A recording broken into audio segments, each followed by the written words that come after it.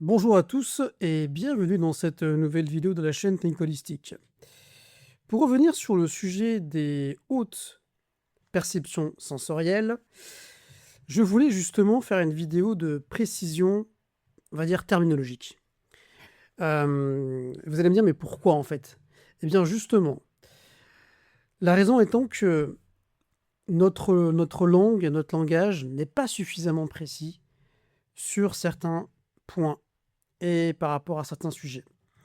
Notamment cette question des perceptions qu'on appelle communément extrasensorielles. Et comme vous avez compris au début de la vidéo, je les appelle différemment. Alors en fait, l'acronyme en anglais utilisé par Pete Sander, c'est HSP, High Sensory Perception. Donc en français, on pourrait tout à fait utiliser le terme haut sens perceptif. Alors ça paraît un petit peu pompeux comme ça, mais ce que veut dire ce terme, enfin cet acronyme haut sens perceptif, comme en fait ce que veut dire l'acronyme HSP, donc on a maintenant un équivalent en français, High Sensory Perceptions.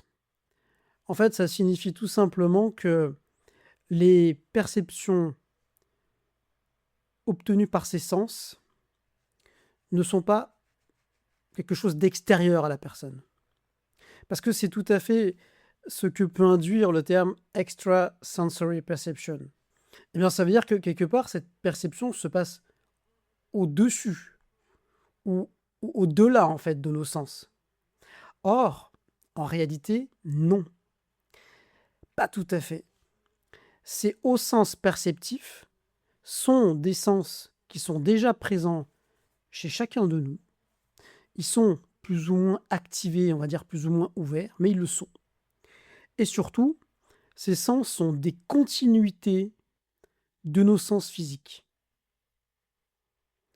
Donc là, on reprend cette idée qu'en fait, nous avons des zones de réception dans notre corps énergétique qui, lorsqu'on porte notre attention sur, vont nous permettre d'affiner et de développer ces sens correspondant à chacune de ces zones. C'est exactement en fait la méthodologie proposée par Pete Sanders dans son livre You Are Psychic. De par mon expérience personnelle, d'accord, je valide vraiment, je ne peux pas dire à 100% parce qu'il ne faut pas non plus exagérer, mais je valide à quasi 100% ce que Pete Sanders explique par rapport à ses sens. Et j'en ai eu l'exemple il n'y a pas plus longtemps que hier, vraiment.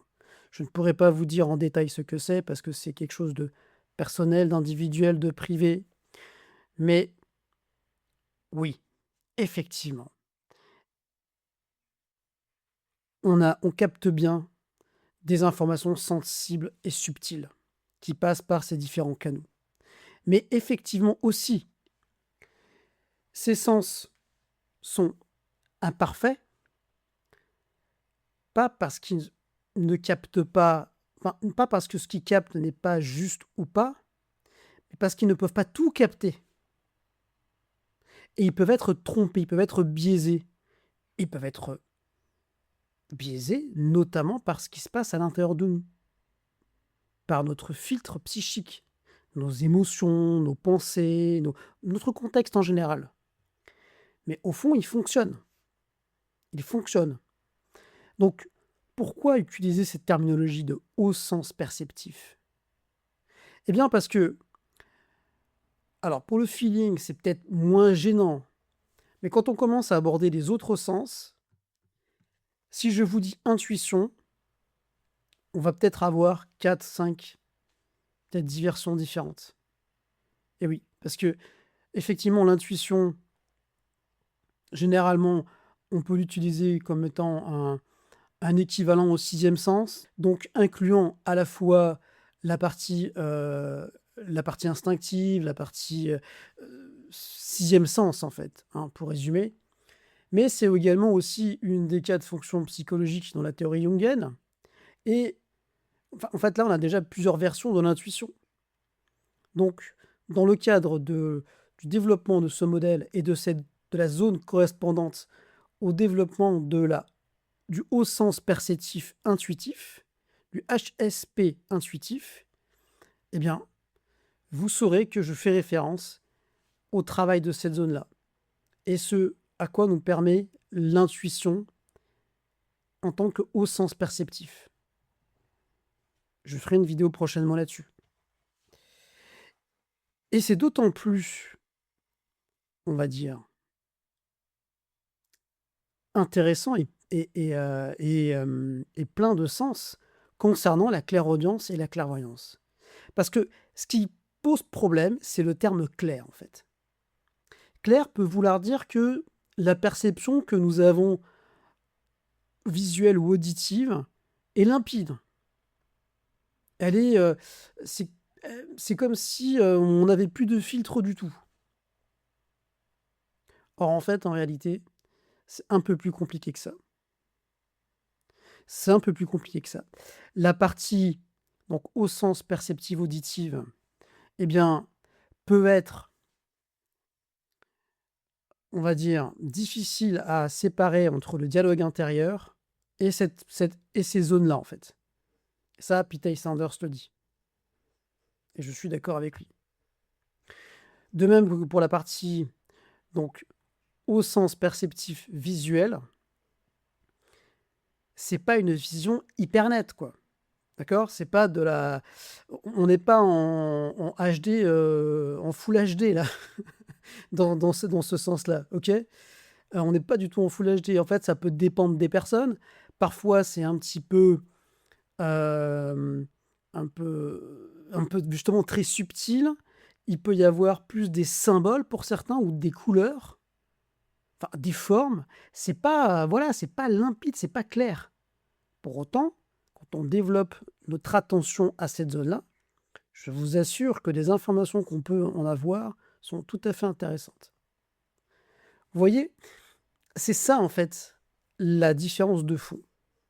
Donc, plutôt que d'utiliser clairvoyance, clairaudience, eh bien, je l'utiliserai au sens perceptif visuel et au sens perceptif auditif. Alors, en anglais, ils ont un terme qui est entre guillemets un peu plus simple, c'est psychic. Voilà, psychic vision and psychic audition. Mais le problème, c'est que si je dis psychique, chez nous, ça va être connoté différemment. Ok, vision psychique, audition psychique, je sais pas. Ça me paraît, bon, pourquoi pas l'utiliser dans un second temps. Mais en tout cas, je trouve que garder ce terme de HSP au sens perceptif auditif, au sens perceptif visuel, au sens perceptif intuitif, c'est certes un peu long à dire. On peut juste dire HSP auditif ou HSP visuel, bon voilà. Mais ça nous permet d'être plus précis sur ce dont on parle. Et moi, dans ma pratique, dans la méthodologie que je suis en train de vous présenter sur cette chaîne et que je vais appliquer dans l'utilisation du modèle des 8 circuits de conscience, eh bien, être précis sur les termes qu'on emploie, pour moi, ça change la donne, en fait. Parce que ça permet de s'inscrire dans un référentiel précis. Ça peut paraître un petit peu barbant, mais c'est vraiment important. Parce que du coup, je prends l'exemple par rapport à l'intuition. Si je parle de l'intuition en tant que fonction psychologique, on parle d'une tendance de la psyché en général, en fait, qui a tendance à porter, à porter son attention sur ce qui est au-delà de l'objet, sur la vision symbolique en général. D'accord? Mais l'intuition en tant que haut sens perceptif, c'est autre chose. C'est notamment la capacité d'avoir une connaissance instantanée de certaines choses. Pour faire un petit spoil sur la vidéo que je suis en train de préparer. Voilà. Donc voilà. Donc tout ça pour dire qu'effectivement, les sens dont on parle ne sont pas extrasensoriels. Ce sont des prolongations de nos sens physiques. Ils existent, d'accord? Et vous pouvez tous apprendre à les utiliser, à les développer. Tout le monde, sans exception. Je ne vais pas dire que c'est facile, je ne vais pas dire que ça va prendre un petit peu, un certain temps d'apprentissage, ce qui est tout à fait normal. J'en ai déjà parlé précédemment dans d'autres vidéos où j'explique notamment que, pour moi, le développement, enfin plutôt l'attention portée à ces zones de réception est une continuité de la pratique de l'attention juste.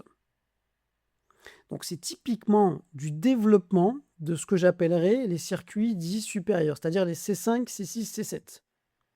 C5, pourquoi? Eh bien parce qu'on est, dans un premier temps, amené à porter notre attention sur notre corps, à ressentir ce qui se passe dans notre corps, donc à ressentir les énergies. Et là, on est dans le haut sens perceptif sensoriel, ou en anglais le feeling. Mais vous voyez déjà, si je dis que feeling, on va penser par exemple à feeling dans le terme relationnel en fait. Bon, voilà.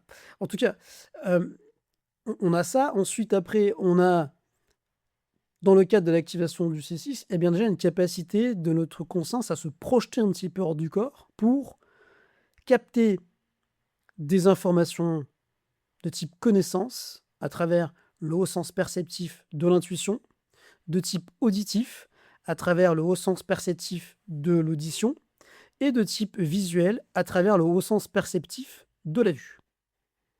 Et en fait, ce qui se passe, encore une fois, selon moi, nous avons tous ces sens, d'accord? Et ils sont plus ou moins actifs, selon les personnes et selon les moments. C'est-à-dire que nous avons la possibilité de booster un petit peu leur activation, notamment à travers ce qu'on appelle la transe chamanique. Le changement d'état de conscience favorisé par le tambour, le chant et la danse. Ça explique pourquoi, dans un premier temps, il y a des personnes qui vont avoir une expérience pas forcément très visuelle, peut-être plus auditive, peut-être plus sensorielle. Et il y a aussi cette problématique de base qui est que quand on commence à vouloir faire le dit voyage chamanique, on a un petit peu notre dialogue intérieur, notre mental en fait, qui vient et qui parasite l'expérience. C'est que tout simplement, on n'a pas encore appris à porter notre attention ailleurs que sur ce dialogue mental, et c'est pour ça qu'on passe notamment par le corps pour, on va dire, calmer ce feu du mental et pouvoir laisser l'expérience de ce changement d'état de conscience se mettre en place. En termes de circuit, je vous dirais tout simplement que, à travers la danse notamment, mais bon, à travers donc la percussion, le chant et la danse, eh bien, on active notre corps, d'accord? On active la sensation, donc la perception que nous avons du corps, et donc en fait on active ce C5 qui, en étant convenablement activé, on va dire donc énergétiquement activé, parce que le C5 fait aussi référence, bien entendu, à la dimension énergétique, on est capable de projeter notre conscience, et donc d'activer le C6, et faire ce qu'on appelle les voyages chamaniques. L'activation de ces hauts sens perceptifs est une constante dans nombre de pratiques. Selon moi, en fait, c'est vraiment le cœur de beaucoup d'expériences. Tout particulièrement, dernièrement, j'ai fait pas mal de vidéos sur le channeling, qui fait tout à fait écho, si je puis me permettre, parce que le terme est très juste par rapport à ça, au sens de la haute perception auditive. Ouais, vraiment. Ça match complètement. Ce qui veut dire que, dans certains contextes, dans certaines conditions, on peut activer ses sens et avoir des expériences fortes avec ses sens. Là, j'ai parlé d'une expérience dite plus auditive à travers la canalisation, mais ça peut être aussi une expérience visuelle. Des gens qui ont vu des visions. Et donc ce C6 activé à travers ces hauts sens perceptifs permet d'avoir donc des expériences mystiques et archétypales fortes en lien avec la dimension du C7. Excusez-moi pour le langage un petit peu technique, mais en tout cas pour ceux que ça intéresse, je vous assure que vraiment, le fait de comprendre ça, pour moi, tout est excessivement limpide. Dans le sens que ça nous permet de comprendre quoi?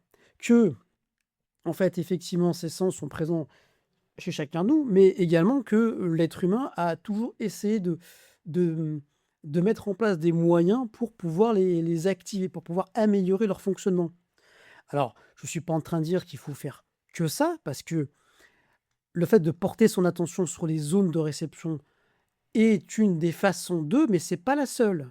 Et surtout, elle peut avoir sa propre limitation aussi, dans le sens où il faut qu'on puisse travailler de façon holistique autour de tout ça. C'est-à-dire qu'il faut qu'on prenne aussi en considération notre dimension émotionnelle, notre dimension, on va dire, vitale à travers le premier circuit, ainsi que le reste.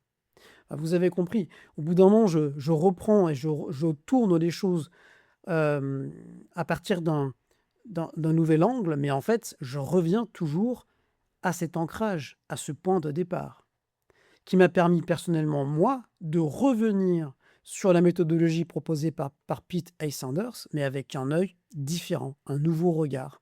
Parce que j'avais essayé, moi aussi, il y a très longtemps à l'époque. Et j'avais été moyennement convaincu. Certainement parce que j'avais des attentes. Des attentes propres au fonctionnement de mes circuits à l'époque. OK? Et bien, du coup, après, ce qui m'était arrivé et certains épisodes de ma vie et différents changements, je saurais peut-être même pas nommer d'ailleurs, parce que souvent on vit des changements intérieurs, on se rend pas forcément compte. Tout est tout le temps en train de tout est en mouvement constamment autour de nous, mais en nous aussi, hein. Et ben du coup, là, j'y reviens et ça fait complètement sens. En tout cas, la méthodologie est très intéressante. Ça fait tout à fait des liens et des ponts avec, tout ce qu'on voit dans le chamanisme et ça permet de faire justement des ponts avec les autres disciplines, en fait, tout simplement. Et du coup, j'ai envie de dire, effectivement, heu, quand je dis, aux personnes: «Mais explorer certaines dimensions de l'ésotérisme ou du psychisme à travers le C6», bah, oui, c'est ça, en gros. Apprenez à développer vos sens perceptifs de la façon dont vous voulez, en fait. Pour moi, ça revient à dire exactement la même chose, mais avec des termes différents. Voilà. En tout cas, c'est vraiment passionnant de mettre tout ça en place et surtout ça laisse comment dire? Ça permet de créer un espace de réflexion et de pratique tout à fait cohérent et logique, en fait. Tout à fait cohérent et logique. Tout se tout se «tient» entre guillemets, si on laisse les ponts se faire et si on essaie de trouver, justement les connexions, les liens qu'il y a entre ces différents domaines. En tout cas, comme vous l'avez compris, c'est ça qui m'intéresse tout particulièrement et c'est vraiment au cœur de ma chaîne Think Holistic. Merci à tous, d'avoir écouté cette vidéo et je vous dis à très vite pour une prochaine vidéo. Au revoir.